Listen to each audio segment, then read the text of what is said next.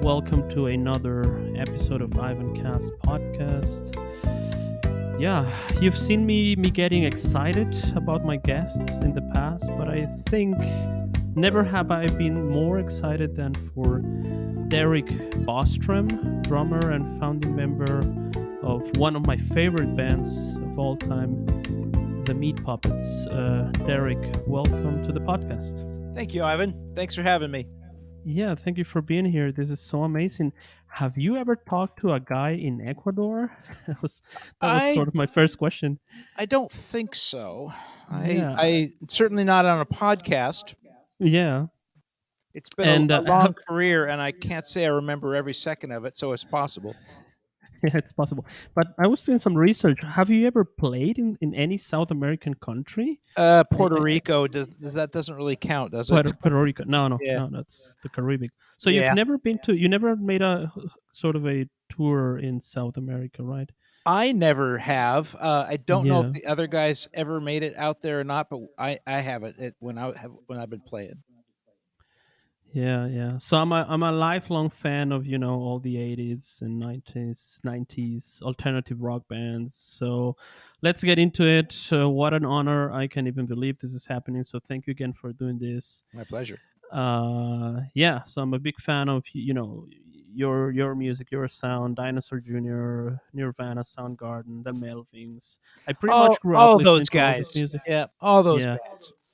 all those bands exactly. And what I think it's such amazing, you know all those bands, right? You play with them. Are you also friends with all those guys? Do you hang out every once in a while? Or I mean, you Um, played also. sort of. I mean, we've been around for a long, long time, and obviously Yeah, the bands that are still out there, still doing it, we still do shows with them and stuff. We were going to do some yeah, shows with Mudhoney this year up until the pandemic. We're hoping to yeah, reschedule them, but yeah, we play. As far as friends go, I mean, we live out here in the desert, so we mostly just interact with folks when we see them on the road. yeah, But we did a European tour with Soundgarden way back in the day. Soundgarden? No, I'm sorry, yeah. Soul Asylum way back in the Soul day. Asylum. Okay. Yeah, and we hung out with those guys. Then obviously we played a few shows with Nirvana. um, Hmm. I've only been back in the band for about two years or so. Haven't done too many shows with too many of our peers yet since I've gotten back into it.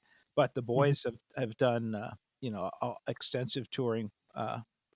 Since I stopped in about 1995, and then the band 1995. probably really kicked back in about 10, 12 years after that, and play like crazy. So Yeah, that's I great. So can't really say that I'm a big lots of friends with these guys, so I can't mhm. provide too much insider tips on the other bands, but I can certainly tell you as much about the Meat Puppets as you like. Yeah, of course, absolutely. You are the subject of the podcast. And so you have been making music for so long now. You're still together. Your last album came out last year.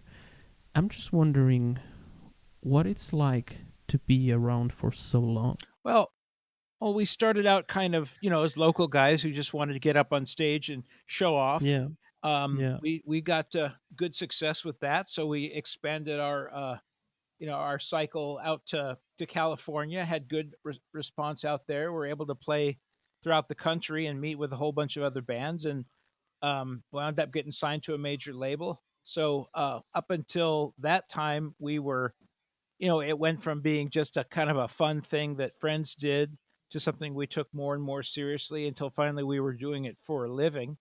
And then yeah, the pressure and the stress of having to do it for money starts to kick in.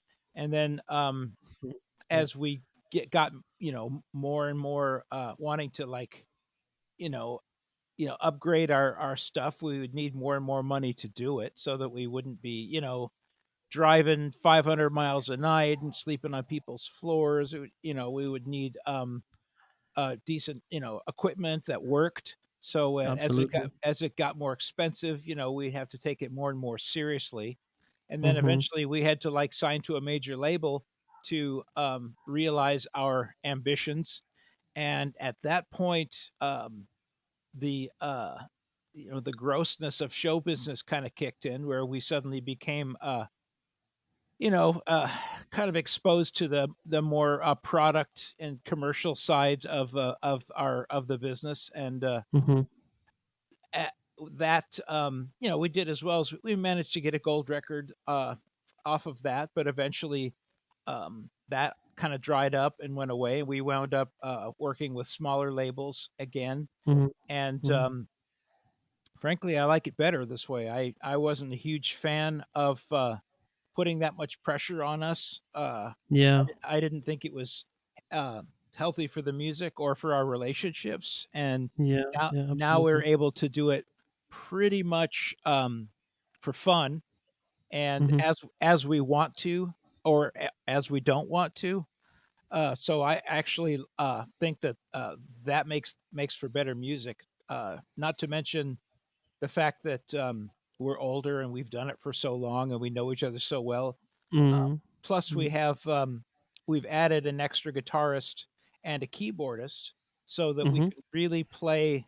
Because when we were a three piece, it Yeah. was loud and fast and hard, Mhm. and then we would play like stripped down country stuff, but there were still a lot of things we couldn't do. And now that we've got other musicians playing with us, we can touch all the bases and we have a lot more fun. And Mhm. I Mhm. think our shows are a lot better. I mean, I get Yeah. a kick out of Well. watching old videos of us playing and stuff, but Yeah. when it was time for us to jam, Yeah. we would just kind of do noise jams. We would just like turn everything up and crank it and pound it Yeah. out. Now, when we do improvisations, it's actually pretty good. But here, I'll let you Yeah. talk for a while.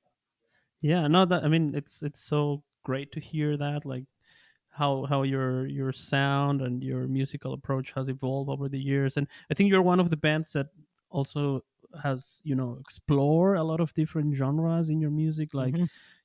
maybe we can describe your music as psychedelic country punk, but I think every album has its own singularity. It's so different album from one another. So that's what I always found so fascinating.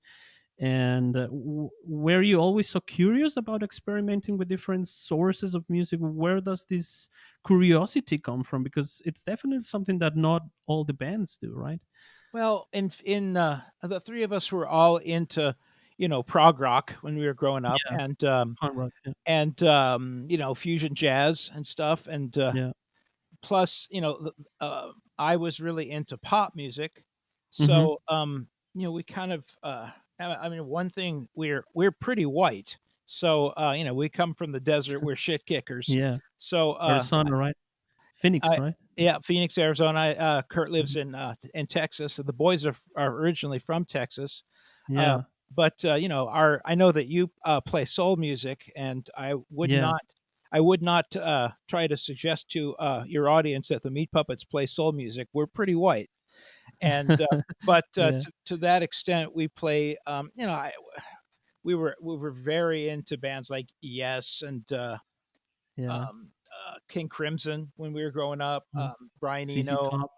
and then of course that style, ZZ Top and Black Hmm. Sabbath and all that stuff. So Yeah, yeah, I think it's a lot of it has to do with the music scene that was in Phoenix at the time. yeah. Phoenix had one of the first and one of the most influential FM, uh, quote unquote underground, progressive stations. Uh-huh, It uh-huh. was called KDKB, and it was one of the very first Yeah, to spread out from beyond San Francisco and Boston, those kind of areas that had progressive music. So yeah. the stuff that we could hear on the radio was actually pretty widespread, and this was a big station, so we weren't only just listening to top 40 or whatever, or country.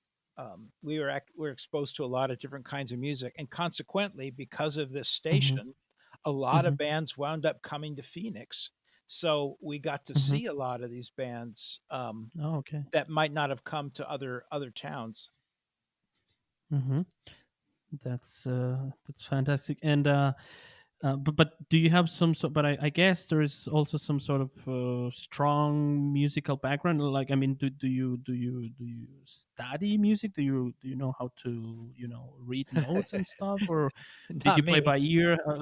I'm always fascinated about those aspects too of music. Well, I first got a drum kit when I was like 8 years old. When Yeah, I There used to be these kinds of like bubblegum cartoons back. This is like yeah, 1968, like yeah, bands like yeah. the Archies or the Banana Splits or Josie and Uh the huh. Pussycats, and I used to Uh watch all those shows. And I used to buy their records and play along to their records on coffee yeah, cans. So my mom bought me a drum set, which my little yeah. brother promptly destroyed. So I didn't get back into music myself until, well, I fiddled around a little bit uh, when I was in the hippie days, just playing guitar and whatnot. But I didn't get Yeah. back into like playing the drums until I started listening to punk rock.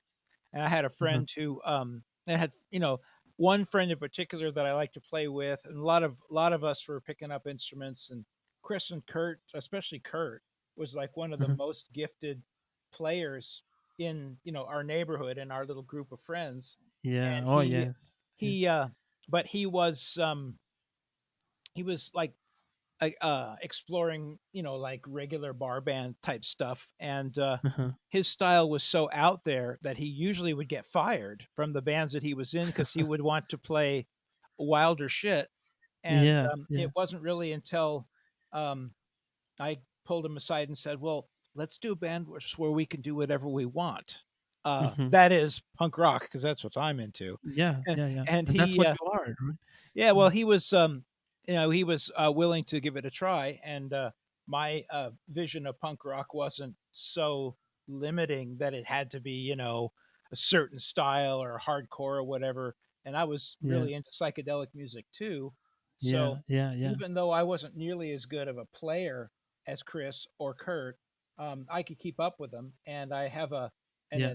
an inventive kind of mind that likes to play a lot of different stuff. So, plus, I Uh-huh. really like the idea of music as, like a release, even a spiritual release. Like the name Yeah. Meat Yeah. Puppets kind of implies. So to me, Yeah. I was always like looking for that magic moment when we were Yeah. all, Yeah. you know, uh, when where the music was playing us or whatever. And even when we Yeah. were quote unquote punk rock, we were always interested in the aspect of punk rock that was Dionysian. That Yeah. was that Yeah. was about losing your mind, and Absolutely. what not never was about slam dancing or wearing a certain outfit or Yeah. anything Yeah. like that. So we just clicked on that level. That psychedelic level is really the level Yeah. we clicked on. That's so And amazing. And I mean, I totally agree. Now, music, when you create something good, something great, when you put out there a piece of music which is just great, I mean, it's like a drug, right? It's like medicine. You give people basically a medicine. You give people a drug, and oh yeah, that's what's so fantastic about your music. I feel Nirvana it and all the really. greatest. I feel it now, especially since we've had to cancel like all of the shows we had lined up this year. And Yeah. don't haven't gotten to play with the whole band since New Year's Eve. And Oh, I really miss that drug, that medicine. absolutely, It's bad. absolutely. Music is medicine. Yep. Absolutely. I've came to this conclusion also with some of the other artists that have been of the podcast. It's been a great experience. I've talked to so many people. A lot of my people that I grew up idolizing, like Harry Potter from the Meters. I talked to him once. It's been an amazing experience, and I love music so much. I play bass guitar myself, and Yep. it's just so good. So Chris and Kurt, they are the geniuses behind the bass and guitars. So where did you actually meet? Well, honestly, we we were all, their neighborhood was kind of North Phoenix, and I lived in North Hmm. Phoenix, a little bit east of that. Hmm. And my friends, we blundered into a connection to the good bud. Hmm. We found a connection to high grade, good marijuana. Not Hmm. just your cheap, four finger bag of shake, but like good buds and All right. and that just so happened to be the local punk rock guys. So we not only got a connection to pot, but also got a connection to music. And these are the Yeah. same guys that didn't just turn me on to great pot; they turned me on to like Brian Eno, who I'd never heard Awesome. before that. Stuff Great like that, music. Yeah. Gong, um, bands like that, and Yeah. Chris and Kurt. I first start met Kurt because he was coming around because he wanted to get some of this good pot. All right. so so he wasn't so much into punk rock back then, but Uh-huh. Uh-huh. we all So had you basically introduced them to punk rock music, so to say. Mm, I was the of all of our friends, I was the one who was most into it. I was the one that was buying the records, and I was the Mm-hmm. one who was like, saying, "Here, check this out. This isn't so bad." Yeah. Some of the punk rock had a pretty bad reputation back then. It doesn't Yeah. help when the Sex Pistols are, doing their darnness to alienate people. Didn't bother me Yeah. any. I thought it was great. But then he Yeah. kills his their bass player kills their girlfriend, and that some of my friends' parents are like, "You like this music? This guy's a murderer. What's wrong with you?"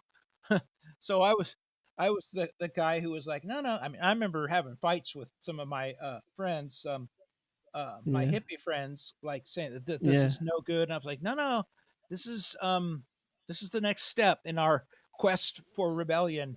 And I saw it right Yeah. away, and didn't that the aspects of it that put off a lot of my friends didn't put me off. So yeah, I was kind of the guy in our group that was like really interested in it, and I was going to be in a band, and I had gone through Yeah. a handful of people trying to start a band, and so few of them weren't interested or couldn't make it. And Kurt was a guy that I met who was like as just as screwed up at home, has just as few opportunities, is just as uninterested in growing up and getting a job as I was. So we both just, Yeah. we kind of gravitated to each other and did nothing but play music and smoke Play pot. music. Yeah. Yeah. Yeah. So You didn't really want to have normal, boring, real jobs, right? not at the time, no. I learned Not at the later that time. Yeah. having enough money to eat can come in real handy. Like I said, I I didn't like having the band be the job either. I Yeah. and what Yeah. what I realized is, well, if you got to have a job, I'd rather have a job that's not the music, because then I don't have to stress over it. Then it can Yeah. be.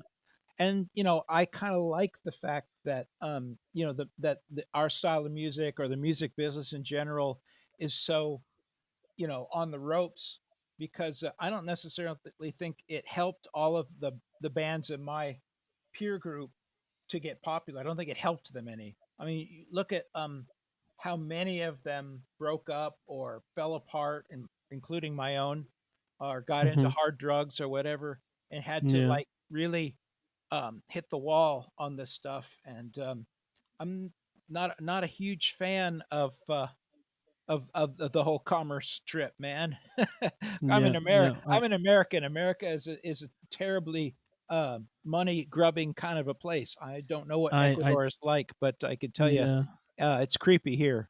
So I'm really Yeah. I glad understand. that the music is can be something that I can just enjoy. So, and I think it helps. Absolutely. I think it's Absolutely. important to one's Hmm. personal development as well. Absolutely. So you basically met back in the 70s, probably in high school, Yep. and you've been friends since that time, since high school. So Yep. that's a long life friendship. I guess you're like brothers, right? Well, there How's was there was like about 15 years where wasn't seeing them. The band had broken up the first time, and yeah. our bass player had become a drug addict, and he had really fallen on some hard times, and Yeah. I was staying away from the whole thing. Mhm. And those two guys weren't speaking. I also didn't like the direction that our band had to take in order to play ball with the major labels. So there was Yeah. a good considerable period of time where we weren't speaking, but then Chris cleaned Mhm. up his act, and his brother let him play with him again. And then they had their own. And I had a job, and I wasn't going to be able to like go out on the road and stuff like that. So I kind of Mm-hmm. let them do their own thing. But we got inducted into the local Arizona Hall of Fame for Mm-hmm. music and entertainment, and Mm-hmm. I kind of reconnected with them, and we started playing together, and it was like, oh my god, have I ever missed this? This is like, and now in my career, I can afford to take the time off. I've risen to the point where I have a little bit more flexibility, so Mm-hmm. I can maintain a job and still do these shows. And Play it music it again. just so happens that we're so old and broken down that we can only, for health reasons, go out for about as long as I can take time off from my job. So it kind of works out good. But um, it's we were friends for a long time. We grew up in each other's laps, but Yeah. it's important for everybody to develop their own space as well. To Mm-hmm. Mm-hmm. so Yeah. Yeah. it's not Yeah. like we're tight buddies, but we do stay in touch. Yeah, lots of memories, I guess. Oh Also, lots yeah, of experiences. I was also. I don't know if this is true. I found this on Wikipedia. It says that you are the one who is responsible for the official Meat Puppets website, and you have this website since 1995. Is it true? yeah. Is it so long out there? Yeah. I got into the internet about '94. Wow, it's I bought. pretty early. Not probably are one of the earliest bands with a web I, page. I'm an old man, Ivan.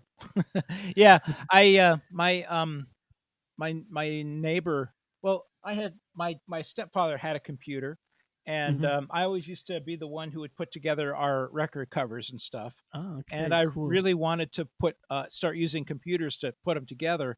And I was Uh-huh. like, wow, this is kind of hard. I would actually need to learn how to do this. So Yeah. I bought the computer from my neighbor when we went Uh-huh. out. We went out for 10 weeks with Stone Temple Pilots in Uh-huh. 1994, Uh-huh. and I was able to save up my nightly per diems until I had enough money to buy a computer.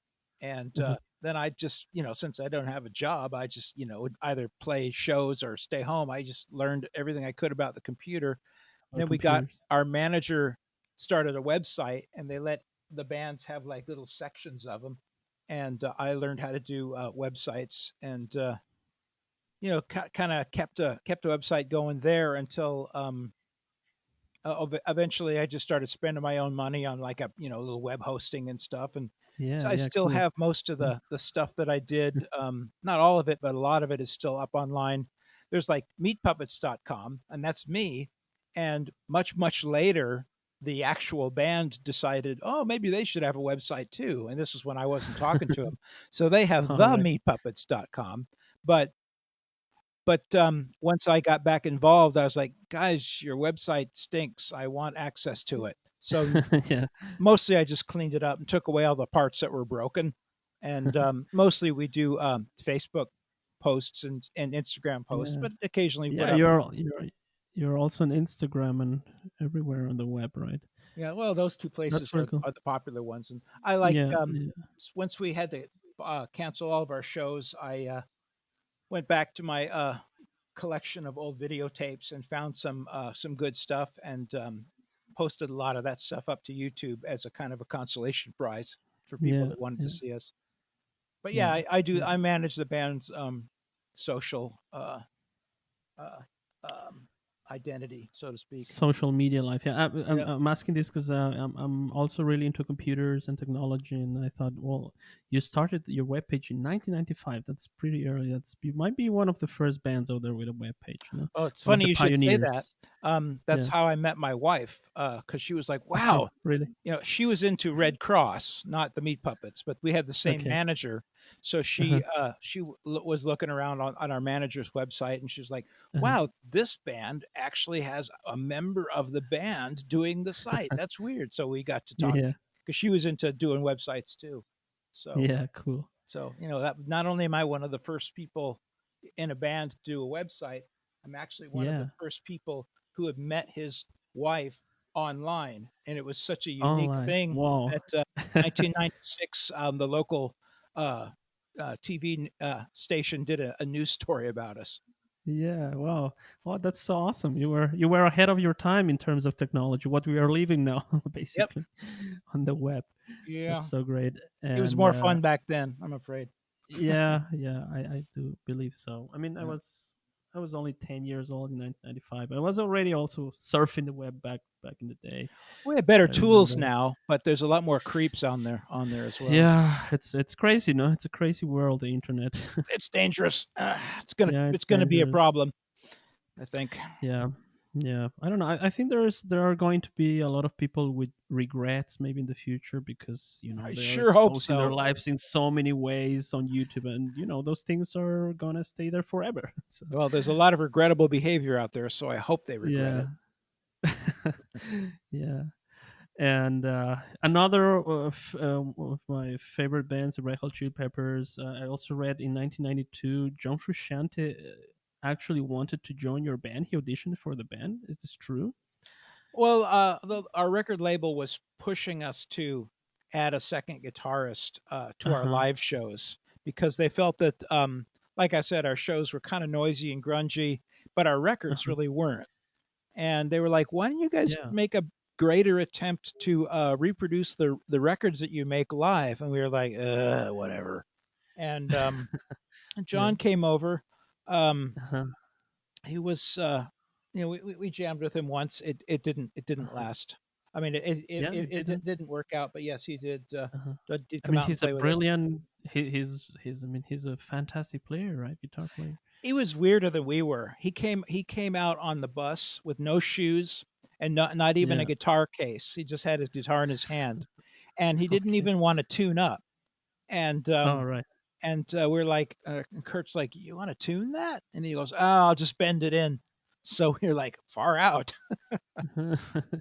Yeah. Well, maybe it was a strange time, I guess, for Oh, him. I don't know. I tend to. I stopped smoking pot early on, and Yeah. never really explored. Kind of stopped exploring the drug lifestyle by the end of Yeah. the '80s. So if any of these of my peers were into drugs, I wouldn't have known about it. That's my Yeah. disclaimer. Yeah. Um, Too High to Die. Did did your life change maybe a lot after having worked with Nirvana? After the whole unplugged experience. That's basically your one of your most successful albums, if not the most successful, I guess. Well, Is it got there a us. before and after the Nirvana experience? Well, it definitely got us a lot of sales. Yeah. 500,000 units, which got us a gold record. Oh Um, gosh, yeah, that's when a. we had signed with London Records, we did Forbidden Places, which is no longer in print, unfortunately, and Mhm. it didn't do well. It was kind of we worked with a country producer, Pete Anderson, who worked real closely with Dwight Yoakam, who was a Mhm. big fan and a great guitar player in his own right. But about the same time that record came out, that was the year punk broke, as they say, and our little Yeah. countrified thing was like at odds with the grunge style and the Nirvana style, and we kind of it Yeah. didn't happen. So the label was really looking over our shoulders for the next release, and we did the Yeah. usual demo sessions to try to get them to let us do a record, and they just were like, going, we don't hear an album, we don't hear a single, blah blah blah. And we finally talked them into, after a couple of years of going back and forth with them, we finally were able to get a record recorded. I won't give you all the details of them, but there was lots Uh-huh. and lots and lots of let's say negotiating, and eventually Yeah. we were able to get a record that they would release, and they decided that Backwater was good enough to bring in Butch Vig to mix it, to give us, and they were going to Mhm. push it. All right, so we had a few technical issues. Luckily, we solved those problems, and now we are back with Derrick Bostrom, drummer of the Meat Puppets. So let's listen to the second part of the podcast. Thank you so much for listening. This is Ivan, and you are listening to Ivancast podcast. And we were talking about technology, and look, we have problems. Well, yeah. Well, eh, Mm. Yeah. maybe I'll spend some more money and get better stuff. Either way, No worries. but, So, but the bottom yeah. line is we just happened to be touring with Nirvana the week before their unplugged thing, Uh-huh. and Kurt Cobain is like, "Hey, Kurt, why don't you teach me some of these songs that I like to Uh-huh. put on the show?" And Kurt was Uh-huh. like, "Okay," and then we never really got the time Uh-huh. to do it. And Uh-huh. Kurt was under a lot of pressure of his own from Yeah. his major label, and Yeah. eventually he was like, "You know what? Why don't you guys just come?" And Yeah. so the boys came on the show, and Uh-huh. that was pretty much all our label needed to put all of their eggs into our basket. And Uh-huh. so they promoted the heck out of Too High to Die and Backwater, which was all Yeah. very well and good until, of course, Kurt died. And then the next thing you know, we're Yeah. on TV like 5 times a day for like a month, and Wow. people kind of got sick of us, and we got somewhat associated with Nirvana, and now it's just like forget about it. It's like meat Yeah. puppets. Footnote to Nirvana's career, and Yeah.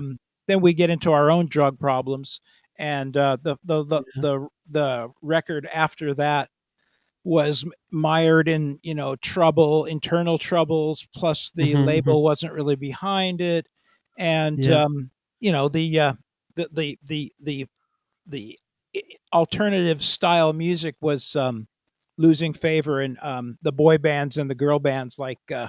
Yeah. Oh, they yeah. they were coming into popularity. So eventually, and not to mention the fact that the labels were consolidating and all getting bought out by I don't know, Seagram's or whatever munitions companies were buying the record companies. The next thing you know, there's like three majors left, and then Napster comes around and nobody can make any money anymore. So Yeah. so I wouldn't say that being on Nirvana was the being with on Nirvana's show was the only thing that created a before and after effect. In Mhm. Mhm. fact, it allowed us to, enjoy some of the fruits of our labors before the whole Absolutely. Yeah. music industry went to hell. So, Yeah. it was an interesting time. Nirvana Yeah. was an important part of it, but it wasn't the only uh, Absolutely. thing that we did. When we did Too High to Die, and that record Mhm. started taking off, um, we were we like were flying like constantly, working constantly. And I did the math, and I figured out we had did like 56 flights, airplane flights that year, which meant we'd basically been flying back and forth at least once a week all year long. And Mhm. I just would like to point out that we may have sold a 500,000 copies of the record, but Mhm. that doesn't, in order to sell those, if that's all you're going to do, you're still going to wind up heavily in debt to your record company.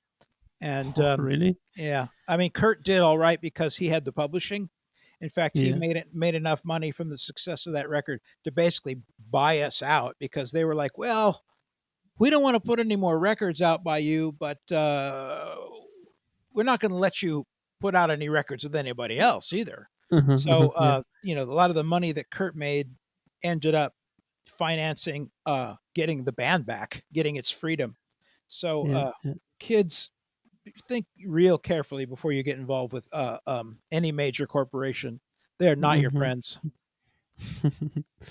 Yeah. So that's an interesting story. So Kurt Cobain actually wanted to learn the songs, but then he didn't have time, so that's why he invited you guys. No, Yep, well, pretty much. of course, And MTV was not Kurt, happy to Kurt see us. insist. Yeah. They were like, "Who are Really? these guys?" Yeah, they were hoping that he would bring on somebody famous, but it's just a couple of Yeah. scraggly hippies. But Kurt was But looking for moral support. did you? So did you? Of course, you met Kurt. What was he like? Kurt Kurt had Cobain. a Can we talk newborn for a baby. moment about him? He had a newborn baby Yeah. and a career that was spiraling out of his control. And he had Yeah. health problems, Yeah. and he had drug problems. He was a Yeah. real quiet kind of a kid, but like Mhm. any rocker who is getting an awful lot of pampering, um, he was probably surrounded by people who weren't necessarily um, able to steer him in the right direction. I know he had, all sorts of people working for him that were trying to help him out and keep him afloat and take him into different directions.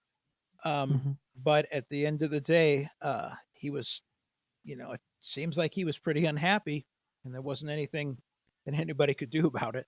Uh, Yeah. I met him just briefly because I did not hang out backstage. I would usually go off and do my own thing when we were traveling, and I Hmm. introduced myself at the beginning of the shows and to thank them all for having us on. We played with them in on Halloween, so there's like a legendary Halloween show where he dressed up as Barney and his bass player dressed up as Slash, and Hmm. that's is a widely celebrated night in the annals of Nirvana lore. And then I remember going backstage once, and Courtney and the child were there, and I remember Kurt asking my Kurt what he used to do because our guy had twins. It's like, what did you do when Hmm. the babies cried? Did you bring him into bed with you, or did you just let him cry? Because I guess Kurt and Courtney were having a disagreement as to what to do when the child um, Yeah. cried. And I'd like to point out that by this time in his life, Kurt Cobain could afford a nanny, which he had with him on the road. And we didn't have Hmm. none of that when Kurt had twins. In fact, if you want to talk about before and after, um, Kurt having twins in 1984 was the real time when this band started to get serious. When we were like, Hmm. crap, we've got mouths to feed. We need to start taking this seriously, or if we can't make this pay, we're screwed. So Yeah. we knuckled under and started touring constantly. But we didn't have any nannies, and we didn't have no hit 9 million sales records. So I thought it was Yeah. cute that Kurt Cobain was asking Kurt Kirkwood for child rearing advice. Yeah, that's amazing. So maybe let's talk a little bit about, so you've got some sort of fame, the rockstar lifestyle awards. I don't know if red carpet experiences or flying private. So maybe things changed No, in a moment not for to another. that level. No, Is there no, something no. like a rock star? No, what I wanted to ask is there something like a rock star crash course that you have go that we have to go through, or how did you handle that sort of? Because all of a sudden you sell a lot of records and things like that are getting attention. Um, I would not say so. I mean, certainly one of the things you might. I mean, I could give you a couple of tips. One thing, yeah, don't fuck each other's girlfriends. That's a good way to keep yeah, things happy. Um, absolutely, yeah. if you've got one songwriter in the band, keep in mind that if you guys get successful, he's going to make a lot more money than you are if you're not writing songs. Deal with Okay, that. okay, Know that that's going to uh-huh. happen. All Um, right. so and we signed to a major label and had just like a friend who was a lawyer do the contract. It wasn't like we had a great lawyer put together the contract. It was, it's Hmm. not like we had much wiggle room. They were only going to give us the crappy contract they give everybody who starts out. But we didn't even have a manager, and it wasn't until after we signed with the major label that they were like, we're not going to deal with you guys. You have to get a manager, or else we're not going to deal with you. So they forced a manager on us, and we had to like, they literally had us come out to New York and audition managers. And I got to be honest with you, if your label is um, is trying to assign you a manager, you're probably not going to get the best representation. Hmm. You're going to get a manager that the label likes. So Yeah. honestly, if you're asking me, I would say forget about it. Don't do it. Don't. All right. You Hmm. nowadays you don't need it. You've got, you can if you can buy a computer, and if you don't want to buy the software, you can probably find it uh, for some piracy site and get it for free. You don't need a Yeah. recording budget. You can release your own records on on any number of sites that are online. You don't need a All the major label. platforms. Hmm. don't let's just say I hope you don't sell a lot of records because it's tough. Better you should play the ponies. Talking about technology again, if smartphones, yeah, social media and so on were around back in the day, 80s, 90s, what would be some of the things on your highlights or stories? I'll tell you what. Back before smartphones, Yeah, this was when long distance was still very expensive. You're in Ecuador and yeah, I'm in Phoenix. We're not paying a yeah. dime for this. Isn't this amazing? Um, Yeah, this is amazing, of course. Back when I was in the band, we had these calling cards, and you'd have to enter in like a 16 numbered Yeah, 16 character digit to get long distance service, which is expensive. And on yeah. every Friday and every Monday, I'd have to call our accountant to make sure that they got that we had enough money to keep going. Like if we were on the road, like and if you wanted to advance a tour, you'd have to like Yeah. call you make all these long distance phone calls in like payphones and stuff. And Uh-huh. we were on tour in the US, and this was during a time when we had a tour manager. This was late in our career. Usually we did not have a tour manager. We don't have one anymore. They're Mhm. expensive. And we had one guy who was trying to advance our a tour in Europe that we were going to do a month or so later, and he was up all night faxing and talking to people, who were awake at that time of the day. There was no email, and he had to stay up all night so that he could reach these people in a different time zone just to advance the damn shows, just to make sure we got our towels and our water. So it's like Yeah. technology is huge. Well, the last tour I ever did, I had been hired by um, CompuServe. Remember CompuServe? That might be before your time. Uh, it Yeah, was no, I it, don't. it was an early. It was like AOL, but AOL was popular, and CompuServe ended up Uh-huh, not uh-huh. being. But they basically Okay. gave me a free CompuServe account if I agreed to do a um, basically a live blog of the tour we were on, which is just Uh-huh. basically a tour Oh, diary that I would post every alright. day to Uh-huh. this A blog. service. Yeah, Uh-huh. and oh my God, was that expensive? I remember we were in Springfield, Illinois, and in order to Mhm. dial up, you have to like make these dial ups with there was no it was just like phone service. And Yeah, yeah. I got down to the hotel the next morning, and it was like close to $100 for the internet charges because they What? didn't have any Really? internet in Springfield, Illinois, so they wound up Yeah. routing me to some other town, clear on the other side of the state. Oh god. Wow, great. What So kind of music are you listening at the moment? Are there any contemporary artists that you really like? What would you think are some of the uh, best things out um, there? well, I used to be really into Joe Pernice and the Pernice Brothers, Teenage Oh Fan yeah. Club, a lot of the Yeah. Scottish bands. Um, Yeah. right now, I can tell you what's on my playlist right now because it's all just Yeah. jazz guys. It's That will be awesome. Larry Young, Gary Burton, um, Mhm. and Weldon Irvine, who was the band leader for Nina Simone. I've been listening Uh-huh. to him lately. A fellow by name of Hermeto Pascoal. I can't pronounce the last name. Mhm. Pascoal, who is one of your South Mhm. Americans, similar to Yeah. yourself. I believe he's a Yeah. lot more. He's Brazilian, a lot more popular down there than up here, but still a Yeah. real cool musician. Cool. A lot of the bands I Yeah. listen to now are my keyboardist Ron Stabinsky's. He has a lot of different bands he's in.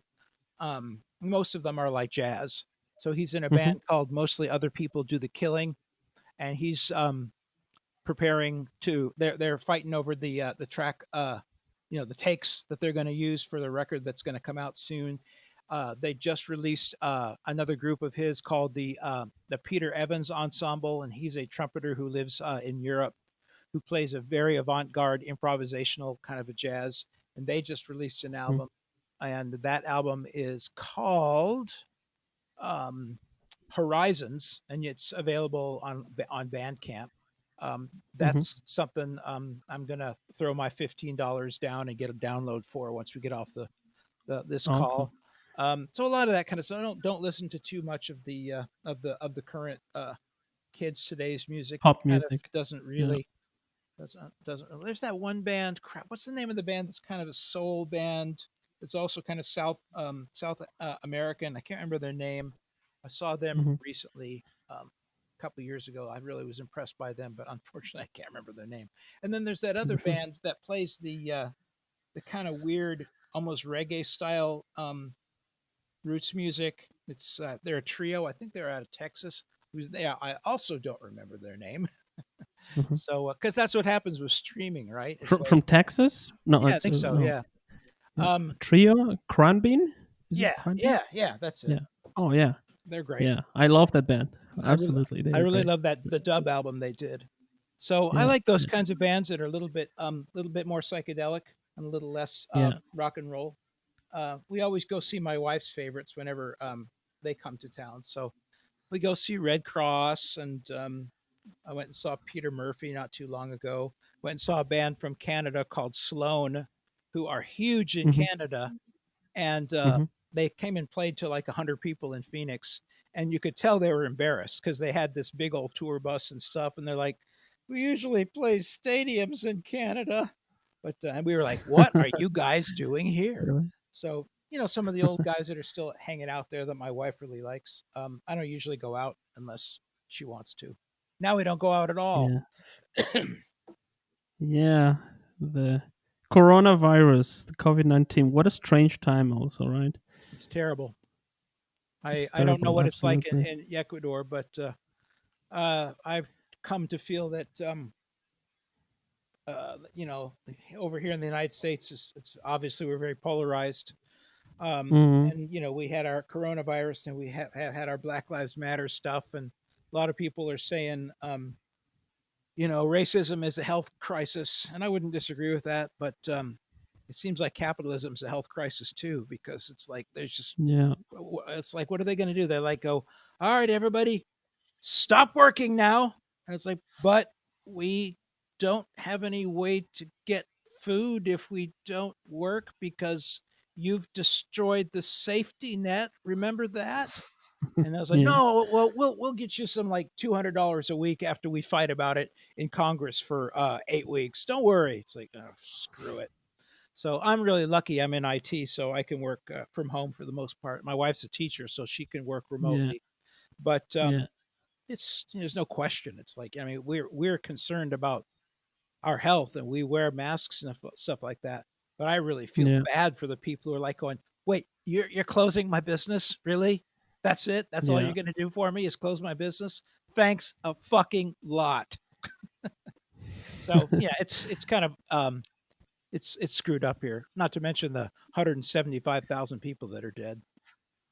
Yeah, absolutely. But how did you keep yourself healthy during this whole time? Did Well, you like I said, change your I work in IT, so most of the work I Oh yeah, do is remote access anyway. from home. Yeah. So yeah, so I was Yeah. never I never had was never put out of work. My wife teaches, so she was able to work from home.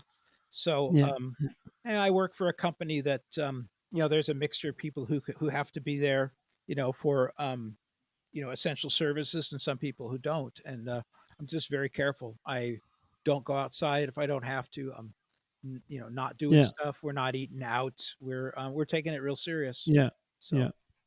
I'm playing drums at home. well, no, unfortunately, No, we haven't been you don't able to play? rehearse, and we had to cancel all of our shows. Oh, So, really? so You don't no, have we a haven't. drum kit at home? Yeah, I do. I can play by myself, but that's no fun. Yeah, of What am course. I going to just like practice my paradiddles? So, the other guys aren't Yeah. aren't aren't tech savvy, so it's not like we could all get together and do a live jam remotely or anything. I'm like Yeah. I'm your dream American podcast guest. I've got my digital audio workstation all set up, so we shouldn't have, as long as my router stays up. That's great. That's amazing. Neil Hamburger. I'm a big fan of Neil Hamburger. I Oh love yeah. his comedy. I'm also into comedy. Did you play with him? You have made music with him, right? Well, I've known Neil, Greg Turkington, and Neil Hamburger since the early '80s, where Uh-huh. when he and his then girlfriend had a fanzine, and they invited me to contribute to it. So for a couple of years during the '80s, we used to collaborate on a fanzine called Breakfast Without Meat, which is mostly a comedy fanzine. Uh-huh. And then Greg went on to start his record label, Amarillo Records, and I did a solo record on his label. And meanwhile, Wow. the Neil Hamburger thing was heating up for him, and Uh-huh. it's just like really touched a nerve with people. It's like we always used to joke about how you know how nobody would get it, and that now people are like getting it, and I'm always hoping they get it for the right reasons. But Yeah. yeah, for when we got back together, and the first thing I did was like, we got to have Neil Hamburger open for us, and he opened two shows for us, and I hope we could do more because obviously having a comedian is a dream opener. The only downside is that to save money, we like to use the opening band's equipment. That's part of the Yeah. stipulation. If you're going to have the open for the Meat Puppets, that you have to let them use their gear, and Yeah. comedians don't have gear, so we could only have him open for us when we've got equipment. But yeah, I've followed Neil's career all along. I did one of his record Yeah. Me too. covers He's for him. brilliant. Yeah, Yeah. I did Awesome. a. I also did a collaboration with him on his. I think it was Raw Hamburger album. I did some. He does has two songs on it, and I did the music and recorded the sessions for those two songs, which are freaking goofy. Yeah. Alive playing music. What's your philosophy on life as a musician? What do you think? What makes a band a great one? What Um, what does music mean to you, keep your Derek? ears and your eyes open. Don't worry about Hmm. the talent piece of it. Just keep yourself open to it. Listen to as much music as you can. Yeah. Keep it up. I guess there's a school of thought that says the first 10,000 hours are going to be shitty, so you have to Yeah. you work your way through the suck until you start to get to where you want it to be. All that stuff. Mostly, try to keep the money out of it. Do it for the right reasons. Yeah. Yeah. And what about the future of music? Do you see ourselves making music just with our cell phones and that's it, or Eh, how do I you? I'm still old school. I still like to listen to the Grateful Dead. Yeah. I like it I do that. when the five of us get together, and we always try to keep a spot open in our set for when we're doing like a space improvisation. And Yeah. some of them are just astounding because we'll be each doing our own little piece and listening real closely to see where we can fit in, and then you listen back to it and go, wow, this is way more than I ever heard when I was playing it. So music is bigger than we are. Yeah. Keep it that way. Absolutely. Yeah. It's gonna save us. Even when there's Yeah. nothing left, there'll still be music. So Yeah. you know, don't sweat the non musical stuff. Yeah. I Is would there like to anything that? I would like to Yeah. point out, by the way, that the Meat Yeah. Puppets do have a record coming out next month. Uh, Really? Wow. Yeah, it was supposed to Oh, be out in cool. April. It was a 10-inch Uh-huh. vinyl for Record Store Day, which got Uh-huh. pushed back until September 26th. Um, Uh-huh. it's kind of sucks because our record company is really only going to release it on 10-inch vinyl. They're not going to stream it. I don't think there's any Only on plans. vinyl. All Yeah, right. I don't think they're going to offer a digital download, which they don't do anyway. So Really? Oh, that's me. until we can do a couple more record store days, until we have about an album's worth of stuff that we can do a record store day compilation, going to have Yeah. to. Now we'll probably be able to sell it our own, depending on how the record store day thing goes. But because of the Yeah. coronavirus, it's kind of neat. Hmm. More of the record store day stores are offering online sales. So it's not like you just have to stand in line for 5 hours to buy our record. You might be able to stand online for 5 hours to get it instead.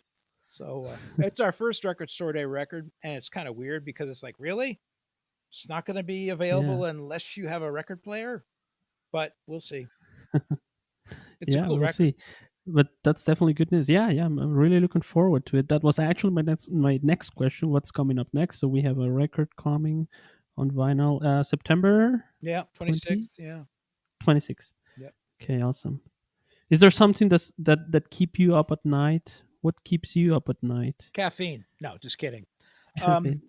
uh, well, when you get to be about my age in your 60s and whatnot, Yeah, you have to pee a lot. So I usually having to get up and go to the bathroom keeps me up at night. Now, yeah, um, you know, I, uh, I would really like to be able to go out and play shows again. yeah. I don't know when we're going to do it because everybody is on hold, and we're our in fact our booking agent Frank Riley and High Road Touring have got an organization called NITO, which is NITO, where Hmm. they're trying to get people to sign petitions and reach out to their Congress people to like try to keep live music alive, because honestly we're looking at as many as 90% of the live music venues going under. Yeah. So honestly, if anything that's relevant to what's keeping me up at night in terms of relevant to the band is will we still be able to have live music? That said, when I started this out back when I was 20, there were no Hmm. venues that wanted to hire us. So we used to have to like rent barns on the side of town, try to get our shows finished before the rednecks would show up and try to beat up our audience. So it's, some things never change. But, Yeah. go to Meat Puppets' Facebook site and you can learn about NITO. And I mean, I don't suppose your Ecuadorian audience is really that too concerned about the American Congress, nor should you be. But they will also give you information about our upcoming record and stuff. And Okay, I post a lot of live videos and stuff like that. So it's always a good that's place to awesome. check out for Yeah, just for it's a fun good too. place. All Yeah, right, check the Meat Puppets, everybody, on social media. You are on Facebook and Instagram at it's basically Puppets of Meat on Instagram, and then if you do a Puppets of search, Meat. yeah, because we Yeah. started late. They didn't get into Instagram until I rejoined, so I couldn't get Meat Puppets, but I got Yeah. Puppets of Meat. Yeah. And just do a search for Meat Puppets on Facebook, and we'll come up. That's so great that you reunite. You're the techie guy, and now the Yeah, Meat it's Puppets fun. are alive on the web, Yeah. All right, back in the listen. web. I'm gonna start to cook my dinner. So Yeah, thank you so much. Yeah, that was actually my last question. Also, thank you so much, Derek, for being on the show. It was a pleasure. Did you have fun? well, Ivan, I hope we got everything recorded all right. And be sure to let me know Yeah, when this I is did. going to come out so I can help promote it. Yeah, yeah. In just a couple of weeks, I will let you know. Definitely. I also do a short promo clip that I will share with you.